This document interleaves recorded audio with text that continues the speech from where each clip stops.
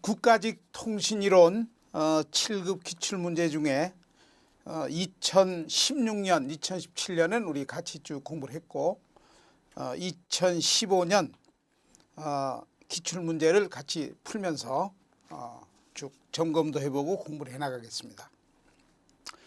자, 1번은요. 1번은 아날로그 변조에 관련된 내용이에요. 1번은 좀 쉬운 문제입니다. FM에 관련되는 SMB 개선 방법에 들어가지 않은 것. 시험 문제에 자주 나오는 항목이죠. 그렇죠? FM의 SNB를 개선하는 방법. 근데 FM이라는 변조는 반송파의 진폭의 정보가 실리지 않기 때문에 전송하는 도중에 어떤 외부 잡음이라든지 방해 간섭 신호, 에코 영향이라든지 등등 안 좋은 어떤 장애 현상들이 반송파 진폭에 이렇게 누적이 되면 수신기에 들어오면 리미터로 탁 쳐버리면 되는 겁니다. 그러니까 변조 방식 자체가 바로 외부 잡음에 굉장히 강한 변조다 하는 건 여러분들 알고 있을 겁니다. 그리고 또 FM의 특이한 것은 FM은 대역폭이 무한대예요. 그렇죠? 무수히 많은 칙파대로 구성이 되어 있습니다. 그러니까 대역폭이 무한대지만은 대역폭의 무한대는 우리가 실제로 통신할 때 구현할 수 없기 때문에 이제 99% 에너지까지 탁 잘라가지고 이제 그 안에 들어오는 칙파대를 묶어서 우리가 통신하게 되는 겁니다. 그래서 우리 칼슨의 법칙이 큰 걸 둬가지고 대역폭을 계산해서 시험 문제도 계산 문제로 자주 나오는 겁니다. 그러니까 FM이라는 것은 대역폭을 넓게 쓴다는 거 있죠.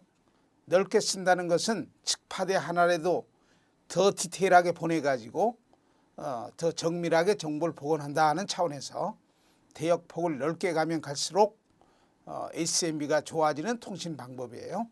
이런 특이한 것들이 있죠. 그래서 쭉 한번 보세요.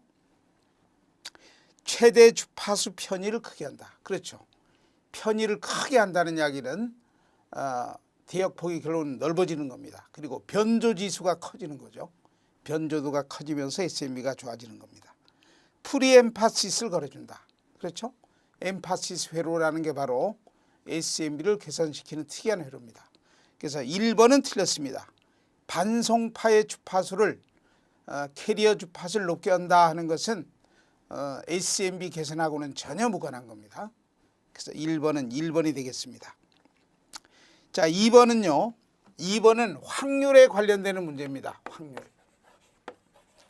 자, 우리 통신이론에 이제 확률에 관련되는 문제들이 빠짐없이 한 3문제, 4문제 이렇게 출제가 되는 아주 중요하게 확률을 다루고 있다는 걸 여러분들이 알고 있을 겁니다. 자, 그래서 어떤 확률 분포함수라는 거 있죠. 우리가 보통 디지털 통신 시스템에는 가우시안 분포 특성을 대부분 표준 모델로 어떤 잡음을 해석할 때 표준 모델로 정의해서 해석을 하고 있습니다. 자, 그 중에 여러분들 기억합니까? Q함수라는 것. 결론적으로 데이터 통신할 때 오류, 에러를 판정하는 에러 함수다 이렇게 칭하는 거 있었습니다. 그렇죠? 그래서 그 Q함수에 관련되는 바로 이런 내용들이 2번에 나와 있게 됩니다. 자, 그래서 가우시안 확률 변수 X가 있는데 이 랜덤 변수 X에 대한 확률을 따질 때 Q함수라는 걸 도입한다고 했어요. 그래서 Q함수를 도입해가지고 어떻게 확률을 판정하느냐 하는 그런 Q함수에 관련되는 확률 판정의 내용들을 쭉 묻고 있습니다. 자, 제가 이 가우시안 분포 특성이 이렇게 되는 걸 알아요? 종 모양이죠. 예를 들어서 어떤 평균값이 만약에 0이다 한번 이렇게 해볼게요. 평균값이 0이다. 그럼 그때가 가장 이제 큰 확률을 갖게 되는 겁니다. 그렇죠? 그러니까 잡음 신호의 평균값은 0이다. 이제 그때가 가장 높은 확률을 갖게 되면서 이걸 중심으로 좌우가 이제 대칭입니다. 우함수로 되어 있으면서 종 모양의 형태를 갖고 있는 분산을 갖고 있는 겁니다. 이렇게 이런 형태로 되는 거예요. 이게 바로 가우시안 확률 밀도 함수를 그린 것이고, 그리고 이 데이터 통신할 때 어떤 오류를 판정하는 Q함수라는 것도 아주 다행스럽게도 요놈과 일치가 되는 겁니다. 그러니까 이 가우시안 확률 밀도 분포 함수의 특성 자체가 바로 우리 Q 함수다 이렇게 할 수 있죠. 그러니까 Q 함수를 가지고 이제 어떤 판정을 해버리면 우리 가우시안이 밀도 분포 특성을 갖고 있는 우리 디지털 통신의 뭐 열잡음 같은 이런 잡음 해석이 쉬워진다 하는 이야기입니다. 자, 그러면 이 평균값이 뭐 저는 대표적으로 뭐 0일 때를 중심으로 이야기하고 있습니다. 그래서 0을 중심으로 좌우에 이렇게 퍼지는 정도를 우리가 분산이라고 하는 거예요. 그렇죠? 분산이다 이렇게 하는 겁니다. 그런데 만약에 평균값보다도 평균값이 뭐 0이다 이렇게 하면 그렇죠? 평균값이 0V다 이렇게 해볼게요. 0V. 그러면 평균보다 좀 랜덤 변수의 값이 가질 수 있는 요 값이 요게 2라고 하면 2V다. 그렇죠? 그러니까 2V가 될 수 있는 그 어떤 잡음 신호의 레벨이 2V가 될 수 있는 확률. 그때가 바로 요겁니다. 요거예요. 그렇죠? 이제 Q 함수에다가 요 랜덤 변수의 크기를 2를 집어넣어서 판독하면 요게 나오는 거죠. 근데 잡음 신호가 2V 이상 크게 나올 확률은 그건 요겁니다. 크게 나올 확률은 이렇게 되는 거예요. 그래서 이 Q 함수 요거 자체가 Q 함수예요. 이 Q 함수의 성량을 가만히 보면 요 가운데를 중심으로 좌우가 대칭입니다. 그렇죠? 그러니까 마이너스 무한대에서부터 플러스 무한대까지 이런 확률을 나타내주는 확률 밀도 함수를 전부 적분하면 1입니다. 당연하죠. 그리고 반만 적분하면 즉 평균값보다 작아질 확률이 되겠죠. 그때는 또 이게 0.5가 되는 겁니다. 또 평균값보다 크게 나타날 확률은 어떤 잡음 신호가 평균값보다 크게 나타나질 확률은 또 이쪽이니까 그것도 0.5가 되는 겁니다. 그렇죠? 그런데 평균값보다도 잡음 신호가 랜덤 변수가 잡음 신호니까 잡음 신호 크기가 2V 이상 아주 잡음이 크게 나타날 확률이 얼마입니까? 이렇게 물으면 바로 Q 함수에서 요 면적을 계산하면 되는 겁니다. 이렇게. 그래서 Q 함수의 정의는 랜덤 변수 x의 값이 결론은 요 평균값, 평균값보다도 더 크게 될 확률, 이렇게 크게 될 확률, 그렇죠? 평균값보다도 더 크게 될 확률을 우리가 이 Q 함수에서 판독할 수가 있어요. 그러니까 평균값보다도 또 2V 이상 크게 된다 그러면 또 이렇게 표현하면 되겠죠. 그러니까 랜덤 변수의 크기가 2V보다 크게 될 확률은 바로 Q 함수에서 이 면적을 계산하면 되는 겁니다. 열 수 있죠? 자, 그래서 1번을 보면 1번에 랜덤 변수 x가 평균값보다도 같거나 작을 확률은 어떻게 됩니까? 평균값보다 같거나 작을 확률. 그렇죠? 평균값이 요거 아니에요? 평균값일 때가 가장 확률이 크게 나타나는 거니까요. 그러니까 이거보다 같거나 작다 이 말은 요걸 전부 이야기하는 겁니다. 그 확률은 0.5가 되겠죠. 그다음에 2번 P라는 건 확률의 기호입니다. P 확률이 랜덤 변수 X가 평균값 플러스 평균값에다가 한 요만큼 이제 표준 편차라는 게 퍼져나가는 거, 요거 퍼져나가는 게 표준 편차 아니에요? 그러니까 표준 편차가 우리가 시그마 이렇게 표현하는 겁니다. 요게 K다 그랬으니까 표준 편차에 뭐 K 어떤 상수를 곱해가지고 뭐 요거에 뭐 60%다, 뭐 몇 %다 어떤 값이 나올 거 아니에요? 그럼 평균값에다가 요만큼을 더 있다 그 말이니까 요 지점이 되겠죠. 요 지점. 그렇지? 예를 들자면 평균값 플러스 이렇게 K 시그마 이렇게 돼 있는. 그러니까 평균값보다 좀 내가 원하는 그 잡음 신호 값이 요거보다 큰 위치에 있으니까 요거다 이렇게 볼 수 있죠. 그러니까 이렇게 2보다 클 확률. 그 말이죠, 이게. 랜덤 변수 x의 크기가 결국 평균값 플러스 k 뭐 이렇게 표현했으니까. 그렇죠? 평균값에다 이만큼 더한 값이니까 뭐 이게 평균값이면 요거다 볼 수 있죠? 그러니까 요거 그러니까 잡음 신호가 2V보다 크게 랜덤 변수의 값이 크게 나타날 확률이니까 요게 어떻게 됩니까? 요 말이죠. 그럼 요때는 바로 Q함수의 값을 읽어버리면 되는 겁니다. Q함수의 값을 Q함수에다가 요 값을 집어넣어 가지고 이렇게 집어넣어서 요걸 읽어버리면 되는 겁니다. 그럼 요게 나오는 거죠. 자, 그 다음에 3번입니다. 자, 3번은 랜덤 변수 x가 평균값보다 크고 또 평균값 플러스 k 시그마 이렇게 돼 있죠. 그러니까 평균값보다 크고 그랬으니까 이거보다는 크고죠. 그리고 아까 이야기했던 요거 평균값 플러스 또 어느 만큼 또 플러스가 된 값. 요 평균값이 0일 때 요렇게 플러스한 요 값이 2V라고 하면 요거 아니에요? 2V. 그럼 요 사이에 어떤 잡음이 요 사이의 크기를 갖게 될 확률 요 말이죠. 요걸 물을 때는 어떻게 계산하면 될까요?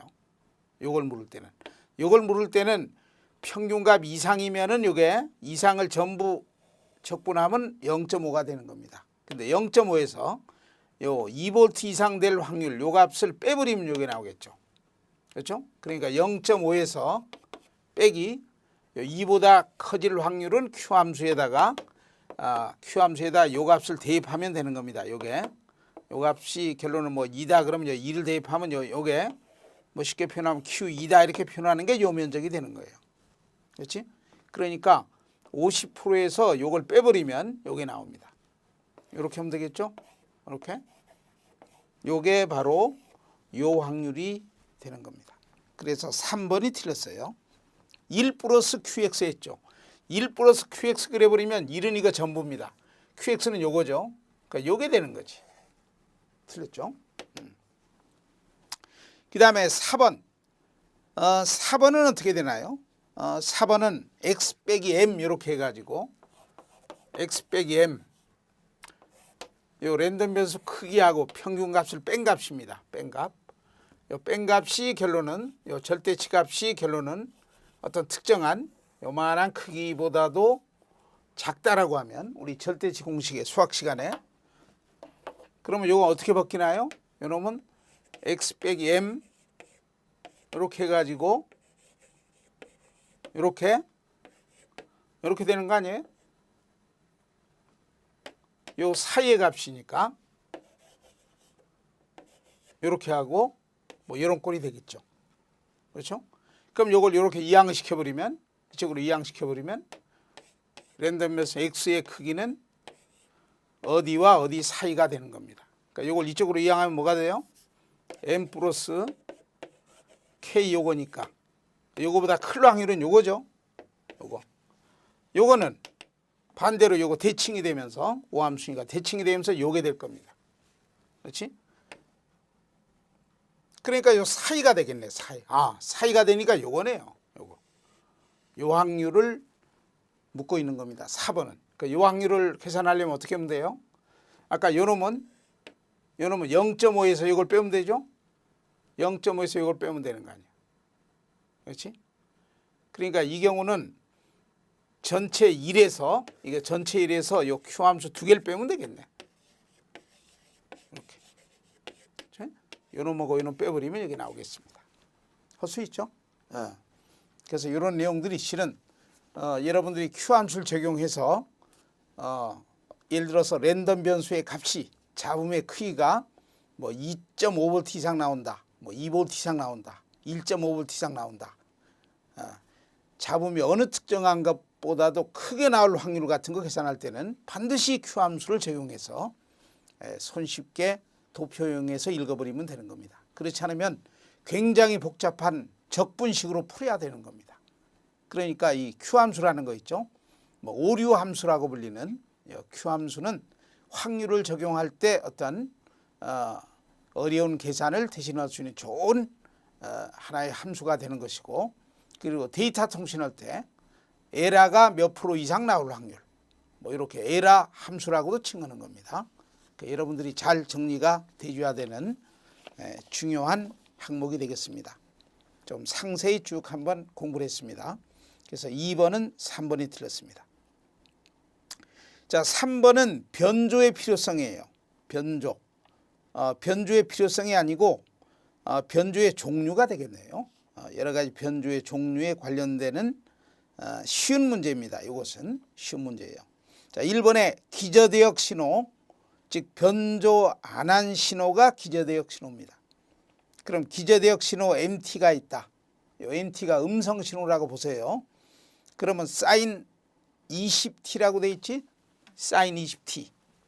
그러면 사인 오메가 T 이렇게 되는 거 아니에요? 사인 오메가 T. 그렇죠? 그러니까 사인 20T 이렇게 표기했다는 것은 이게 각속도가 오메가가 요겁니다.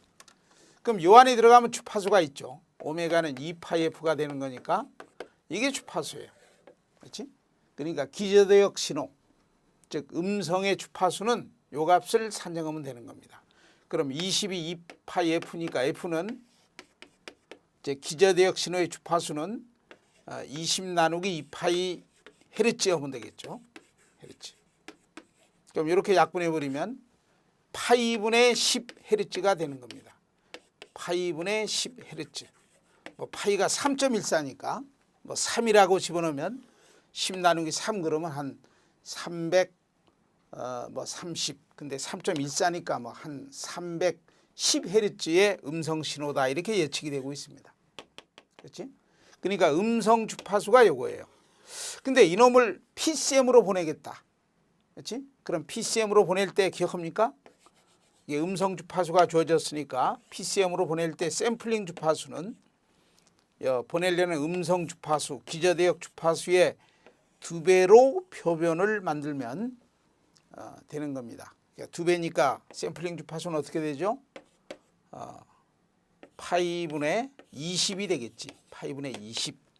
그러니까 파이분의 20 헤르츠 이상이면 더 좋은 거 아니에요? 이상. 최소한도 파이분의 20 헤르츠의 샘플링 주파수를 적용해야만 엘리어슨 현상 없이 어떤 샘플이 겹치는 현상 없이 아주 정상적인 PCM을 만들어낼 수 있습니다. 그런데 파이분의 20하고 여기 1번 지문에 5Hz하고 비교해 보세요. 그럼 요 놈은 5보다는 커요. 그렇지? 5보다는 클까요? 이게 20 나누기 3 그럼 얼마예요? 3, 6, 18. 그렇지? 그러니까 6.7Hz가 되네. 그러니까 샘플링 주파수는 최소한도 6.7Hz 이상은 돼야 됩니다. 그랬어요. 근데 여기 샘플링 주파수가 5Hz를 적용하면 그때는 엘리어슨 현상으로 샘플이 겹쳐서 실은 문제가 되는 겁니다. 그러니까 1번 틀렸습니다. 자, 2번에 대역 폭이 100Hz가 되는 기저대역 신호가 있다. 그러니까 이건 음성 주파수가 100Hz다 딱 좋습니다. 그렇지? 그래서 이런 음성 신호를 DSB-SC, DSB라는 게 양쪽 측파대가 나오는 AM을 이야기하는 거죠. 물론 캐리어는 서프레스, 캐리어는 없는 AM이죠. 상측파대, 하측파대가 있는 겁니다. 그러니까 양쪽 측파대 보내는 게 AM이기 때문에 AM의 대역폭은 양쪽 측파대를 보내야 되기 때문에 신호 주파수 2배가 AM 대역폭이에요. 그러니까 100Hz 곱하기 2배 이렇게 하면 결국은 200Hz가 대역폭이 되는 겁니다. 2번은 맞습니다. 그 다음에 3번 VSB라는 거 있죠. 잔류측파대 방식. 한쪽 측파대하고 또 하측파대 일부를 같이 보내주는 이런 잔류측파대 방법. 자, 잔류측파대 방법은 주로 영상신호 변조에 우리 TV 영상 변조에 이제 많이 쓴다고 했습니다. 그런데 반송파를 같이 주입해서 보내면 즉 캐리어 방식이라고 하죠. 반송파를 같이 보내면은 나중에 복조할 때는 검파할 때는 상당히 쉬워지는 겁니다. 반송파가 아주 강한 레벨 가지고 양쪽 어깨에 신호 가지고 실어서 이렇게 수신기로 들어와 주기 때문에 그때는 비동기 검파가 가능하죠. 그렇죠? 근데 반송파가 없는 노캐리어 방식은 반송파를 발전기로 고스란히 지연시켜야 되는 복잡성, 그게 동기검파예요. ACSB 같은 게 동기검파입니다. 그러니까 이것은 비동기검파로 복조해 나갈 수 있다 이렇게 해야 되는 겁니다. 그래서 3번이 틀렸습니다. 그다음에 4번 DSB-SC는 캐리어는 없는 겁니다. 상측파대, 하측파대만 덜렁 있는 캐리어가 없는 그런 AM 변조예요. 만약에 이런 걸 그대로 보냈다라고 하면 복조할 때는 반송파를 발진기로 고스란히 지연시켜 가지고 신호를 되찾는 동기건파를 해야 되는 겁니다. 근데 포락성 건파라고 하는 것은 비동기 건파를 이야기하는 거예요. 반송파가 정보 실어서 같이 들어왔기 때문에 반송파 그 진폭이 레벨이 강한 거 아니에요? 그러니까 강한 그 진폭의 포락선만 이렇게 되찾아 버리면 복조가 되는 비동기 건파, 포락성 건파가 비동기 건파를 이야기하는 겁니다. 그러니까 4번은 틀렸습니다. 포락성 건파는 불가능해요. 동기 건파를 해야만 되는 겁니다. 자, 4번에 가산성 백색 가우시안 잡음 AWGN이라고 합니다. 이것도 통신이론에 아주 중요하게 다뤄지는 이 하나의 그 잡음 신호를 이야기하지만은 뭐 상당히 중요한 항목 아니에요? 백색 잡음이라는 거 있죠? 화이트 노이즈라고 하는 이걸 줄여서 우리가 AWGN이라고 이야기합니다. 자, 어댑티브라고 하는 것은 신호가 이렇게 처리가 되면서 자연스럽게 부가된다는 이야기입니다. 이건 부가된다는 이야기예요. 어댑티브. 그리고 요 화이트라고 하는 것은 모든 주파수 성분을 내포하고 있는 주파 특성이 전대역을 내포하고 있는 백색 잡음을 이야기하는 화이트가 되고, 그 다음에 여기 노이즈가 잡음이죠. 백색 잡음입니다. 근데 이런 잡음 신호가 랜덤 신호 아니에요? 근데 이런 랜덤 신호는 확률 밀도 특성이, 확률 그 분포 특성이 종 모양의 가우시안 분포 특성을 갖고 있다는 이야기입니다. 그렇지? 그래서 신호 처리에 자연스럽게 부가되는 합성돼서 나타난다. 부가되는 가우시안 확률 밀도 분포 특성을 갖고 있는 백색 잡음을 이렇게 칭하고 있는 거예요.